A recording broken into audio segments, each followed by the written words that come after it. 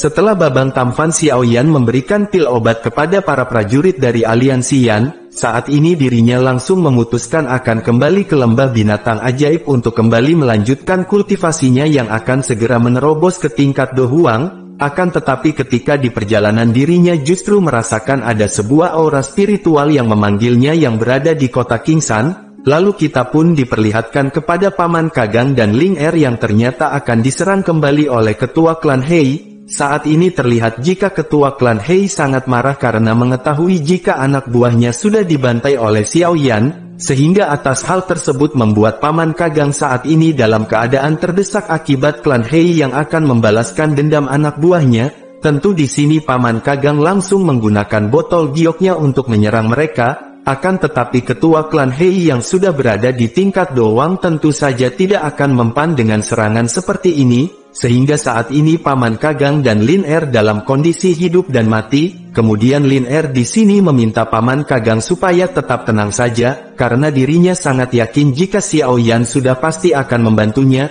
Ketua klan Hei yang mendengar nama Xiao Yan yang mirip dengan nama ketua pemimpin klan besar di Jiama membuat dirinya tertawa, karena mereka mengetahui betul jika Xiao Yan merupakan seorang ketua dari praktisi besar di Jiama sudah pasti tidak akan datang ke sini.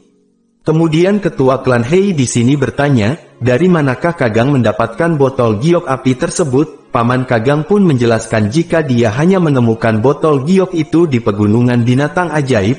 Akan tetapi ketua klan Hei yang mendengarnya pun tidak percaya dengan ucapan Paman Kagang, dan menilai jika Kagang sudah tidak mengatakan yang sebenarnya, sehingga saat ini dia langsung mencoba menyerang Kagang beberapa kali. Akan tetapi Paman Kagang di sini masih tidak ingin memberitahu hal tersebut. Lalu setelah dipukuli beberapa kali namun Paman Kagang masih tidak mau berbicara jujur, sehingga saat ini membuat ketua klan Hei menjadi sangat murka, dan berniat akan segera menghabisi Kagang. Akan tetapi ketika dia akan menghabisi Kagang, justru tiba-tiba saja ada hembusan angin yang muncul dan disusul dengan kemunculan sosok laki-laki berjubah hitam yang muncul di hadapan ketua klan Hei. Tentu atas hal ini membuat ketua klan langsung bertanya kepada Xiao Yan, siapakah Anda yang tiba-tiba muncul dan ikut campur dalam urusanku? Di sisi lain Kagang dan Lin Er yang melihat sang jagoan neon Xiao Yan sudah datang mereka pun menjadi sangat senang. Lalu Xiao Yan yang saat ini sedang banyak urusan meminta kepada ketua klan Hei supaya segera pergi dari sini, karena kalau tidak maka aku si titisan Gatot Kaca akan membuat kalian menjadi bergedel. Mendengar gertakan Xiao Yan di sini mereka tidak mau pergi dan justru tertawa sambil berkata, kau sungguh berani melawan kami yang berada di tingkat doang. Tentu saat ini melihat tingkah kemplu para pasukan klan Hei membuat Xiao Yan merasa malas harus berhadapan dengan bocah epik abadi, sehingga saat ini Xiao Yan hanya mengeluarkan doki yang sangat besar. Tentu atas hal ini membuat ketua klan Hei beserta pasukannya langsung kena mental, karena dirinya merasakan orang yang saat ini ada di depannya sudah hampir mencapai di tingkat Do Huang. Tentu saat ini mereka bertanya-tanya, sejak kapan ada anak muda yang mempunyai kekuatan hampir menjadi Do Huang? Kemudian atas kejadian ini membuat ketua klan Hei sedikit teringat dengan pertempuran besar yang sudah dia dengar di Kekaisaran Jiama. Jika telah ada anak muda yang berada di tingkat Doang dan mampu mengalahkan seseorang yang berada di tingkat Dozong, tentu saat ini ketua klan Hei langsung bertanya dengan terbata-bata, apakah Anda sang Babang Tamfan Xiao Yan anak Muntun? Ketua klan Hei sambil tertunduk kepada Xiao Yan dia pun langsung berharap supaya Xiao Yan bisa mengampuni dirinya. Xiao Yan yang melihat sifat ketua klan Hei yang memilih lebih baik harga dirinya jatuh daripada klannya hancur. Lalu ketua klan di sini juga menyadari jika Xiao Yan mengamuk maka dapat dipastikan jika klannya juga akan punah.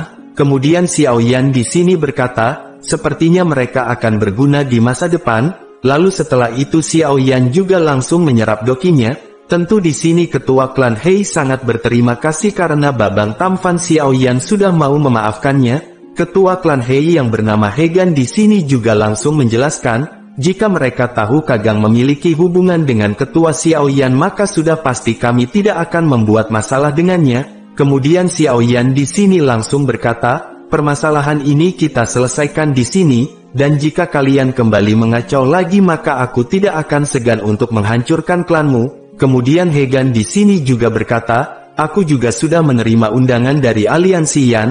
Oleh karena itu saat ini aku juga akan segera bergabung dengan Ketua Xiaoyan. Babang Xiaoyan yang mendengar perkataan tersebut membuat dirinya menjadi sangat terkejut, karena ternyata kakaknya juga sudah menyebarkan aliansi Yan ke setiap penjuru kota. Lalu Xiaoyan di sini menjawab, itu adalah langkah yang sangat bagus untuk klanmu pilih, karena jika kamu dapat berkontribusi besar kepada aliansi Yan, maka aku juga akan membantumu mencapai tingkat Do Huang di masa depan. Hegan yang mendengar hal ini tentu saja membuat dirinya menjadi sangat senang dan yakin akan bergabung dengan aliansi Yan. Lalu setelah percakapan itu Xiaoyan di sini langsung menghampiri Paman Kagang dan memberikannya sebuah pil untuk memulihkan tubuhnya. Lalu setelah perbincangan yang sangat panjang akhirnya Xiaoyan memutuskan untuk kembali berpisah, karena saat ini dirinya juga masih banyak urusan yang harus segera diselesaikan. Tentu di sini Paman Kagang dan Lin Er mengucapkan rasa terima kasihnya karena sudah dibantu. Kemudian setelah itu Xiaoyan di sini langsung terbang dan menuju ke lembah binatang ajaib untuk melanjutkan kultivasinya,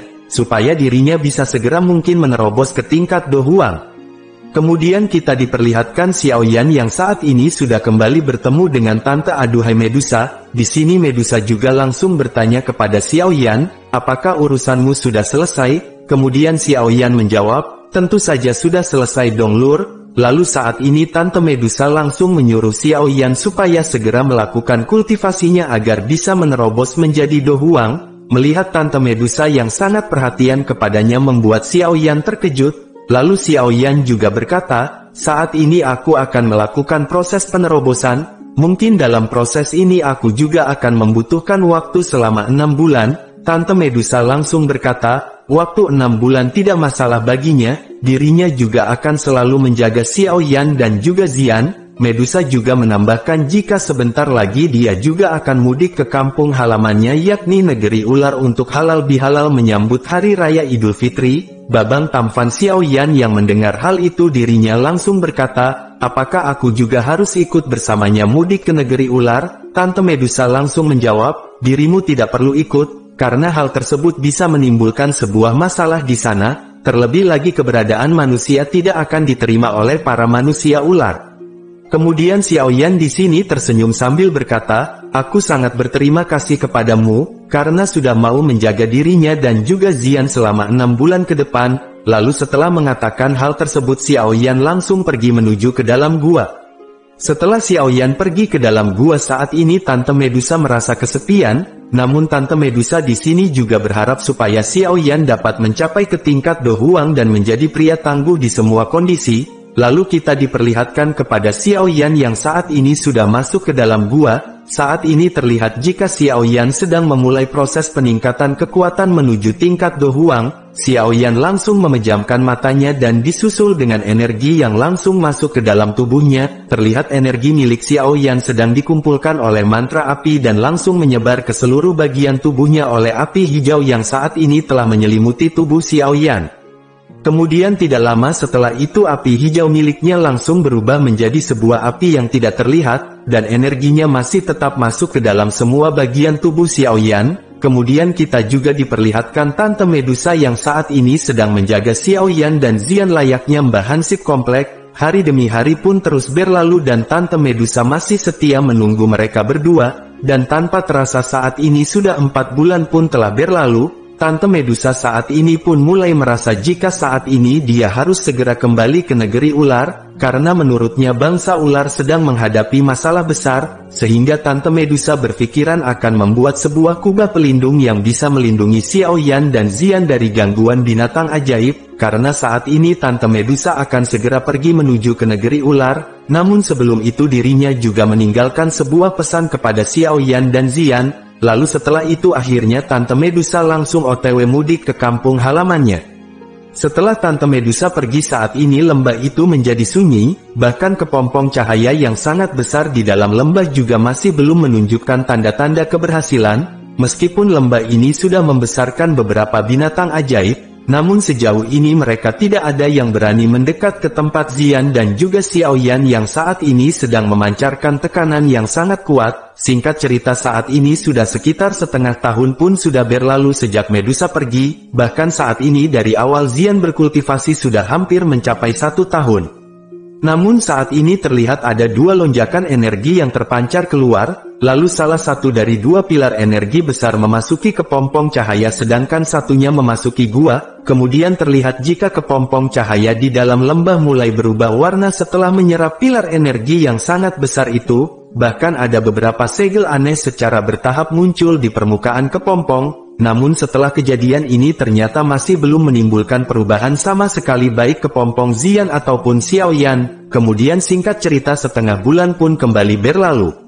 Kemudian diperlihatkan Xiaoyan yang matanya sudah tertutup selama hampir 1 tahun akhirnya kini mulai bergetar sedikit dan perlahan terbuka, dan disusul dengan badai penuh kilat melintas melalui matanya yang hitam pekat satu demi satu saat terbuka. Bahkan saat ini aura yang telah terdiam selama hampir 1 tahun akhirnya kini menjadi seperti harimau yang ganas mengikuti pembukaan matanya. Kemudian Xiaoyan mulai mengangkat kepalanya dan menghadap ke langit lalu mengeluarkan suara gemuruh yang mengguncang bumi. Kini Xiaoyan yang masih duduk bersila di atas batu dirinya mulai dapat merasakan sebuah kekuatan yang amat dahsyat mengalir dalam tubuhnya, dan dirinya juga sempat bergumam, apakah ini kekuatan dari seorang Do Huang? Lalu disusul dengan kekuatan spiritual yang kuat dengan cepat menyebar keluar dari gua dan membungkus seluruh lembah di dalamnya. Ternyata kekuatan spiritual ini mampu memindai tempat di sekeliling Xiaoyan, sehingga saat ini Xiaoyan dapat melihat kepompong cahaya berwarna ungu besar di dalam lembah, bahkan dirinya juga bisa merasakan jika di dalam kepompong itu juga ada sebuah kehidupan yang sangat kuat. Tentu saja dengan kekuatan spiritual milik Xiaoyan yang bisa memindai daerah di sekeliling membuat dirinya langsung mencoba menyebarkan aura spiritualnya ke seluruh lembah ini, dan setelah itu dirinya dapat merasakan keberadaan dari binatang ajaib yang tinggal di sekeliling lembah ini.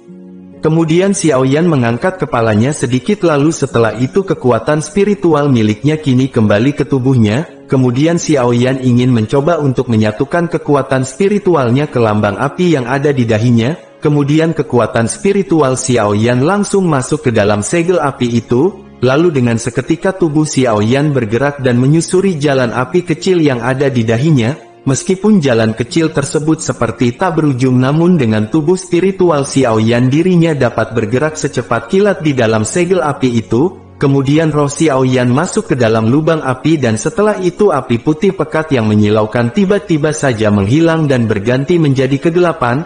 Lalu tempat gelap ini sepertinya adalah aula yang sangat besar. Aula ini juga ditutupi dengan kumpulan cahaya yang tak terhitung jumlahnya yang dibungkus dengan cahaya hijau giok. Kemudian roh Xiaoyan juga terkejut saat menyadari jika kelompok cahaya itu sebenarnya berisi tubuh spiritual yang masih hidup. Kemudian ketika dirinya kembali memerhatikan satu persatu tubuh spiritual yang ada dirinya dibuat menjadi sangat terkejut, karena saat ini dirinya melihat sosok lelaki tua yang ada di tengah aula besar. Saat ini Xiaoyan melihat jika ada seorang lelaki tua yang matanya sedang tertutup rapat, sehingga dirinya menilai jika sosok tersebut merupakan guru Yao Lao yang telah ditangkap oleh Hall of Soul. Namun ketika dirinya ingin lebih memastikan justru saat ini tubuh spiritualnya kembali ke tubuh aslinya, sehingga saat ini dirinya yang berada di lembah langsung membuka matanya kembali. Namun rasa keterkejutannya tidak berhenti, karena dirinya berpikiran jika tempat yang sempat dirinya lihat dengan tubuh roh ialah Hall of Soul. Dengan bantuan jejak api spiritual yang ditinggalkan oleh gurunya dan apa yang sudah dirinya lihat membuat Xiaoyan membulatkan tekad jika dirinya akan segera menyelamatkan gurunya dan ayahnya,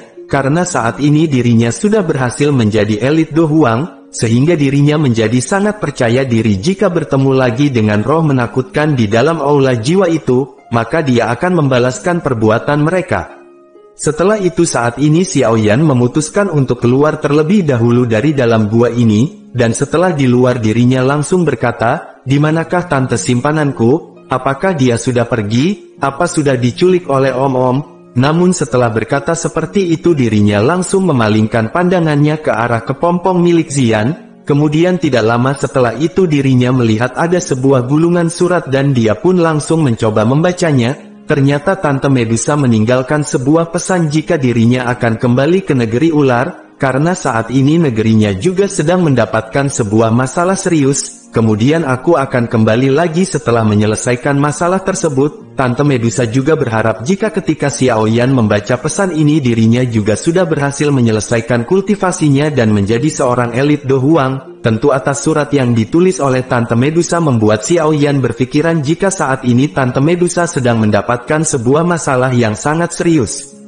Kemudian Xiao Yan menyimpan gulungan itu ke dalam cincin penyimpanannya setelah dirinya mendapatkan pemahaman tentang seluruh masalah yang terjadi pada Tante Bohai. Sebenarnya Xiao Yan di sini juga ingin membantu Tante Medusa, namun ketika melihat kepompong Xian dirinya memutuskan akan terlebih dahulu melindungi Xian yang sampai saat ini masih belum selesai, ditambah lagi saat ini dirinya juga baru menerobos ke tingkat Do Huang, sehingga dirinya harus kembali melatih Doqi di dalam tubuhnya.